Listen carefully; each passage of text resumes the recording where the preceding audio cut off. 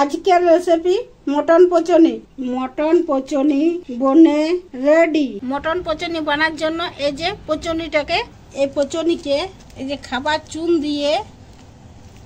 চুনকে এইভাবে লাগাই নিয়ে, চুন লাগার পর ছুরি দিয়ে এইভাবে এইভাবে ময়লাটা বার করে নিয়ে, এরপর এই যে এই পোটাটাকে একটা কাঠি দিয়ে, এই পোটাটাকে কাঠিটা দিয়ে এইভাবে পাল্টি করে নিতে হবে। এইভাবে পাল্টি করে নিয়ে আর এই যে কাঠিটা বার করে নেব। পাল্টি করে আর পরিষ্কার করে ধুয়ে নিয়ে একটা গামলায় দিয়ে জল দিয়ে 20 মিনিট ফুটাই নেব।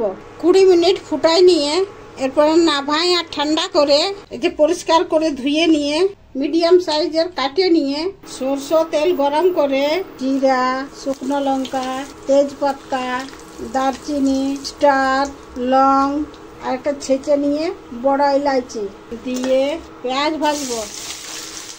যে পেঁয়াজ ভাজা হয়ে গেছে, এরপরে আদা বাটা 1 চামচ, রসুন বাটা 1 চামচ, কাঁচা লঙ্কা, জিরা গোলকি বাটা 2 চামচ, বাটা মশলা, জলটা, হলুদ দিয়ে আর মশলাটাকে ভাজে নিয়ে 1 চামচ কাশ্মীরি লঙ্কার গুঁড়ো দিয়ে আর মশলাটাকে ভালো করে ভাজে নিয়ে, মশলা ভাজা হয়ে গেছে, মশলা থেকে তেল ছেড়ে দিয়েছে, এর সঙ্গে চর্বিটা দিয়ে ফপসি দিয়ে 2 মিনিট ভাজে নিয়ে কাটে ধুয়ে রাখা পোটা আর ভুঁটি দিয়ে পরিমাণ মতো নুন দিয়ে 10 মিনিট ভাজে নিয়ে একটা পেঁয়াজের কদ্দুকস করে নিয়ে দিয়ে আবার ভাজে নেব। আঁচটা কম করে 1 মিনিট ঢাকুন দিয়ে 1 মিনিট পর ঢাকুনটা খুলে নিয়ে ছোট এলাচি 6-7টা ছেঁচে নিয়ে দিয়ে এরপর ভাজে জলটা শুকাই নেব।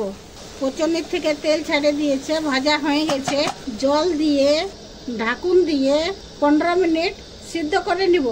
15 মিনিট পর ঢাকুনটা খুলে নিয়ে আর চালাবো।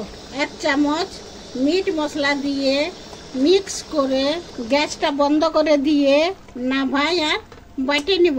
মটন পচনি বনে রেডি। গরম গরম ভাতের সঙ্গে মটন পচনি খেতে দারুণ টেস্টি হয়েছে, দারুণ। এটা ভাত, রুটি, পরোটা সকলের সঙ্গে খেতে পারেন।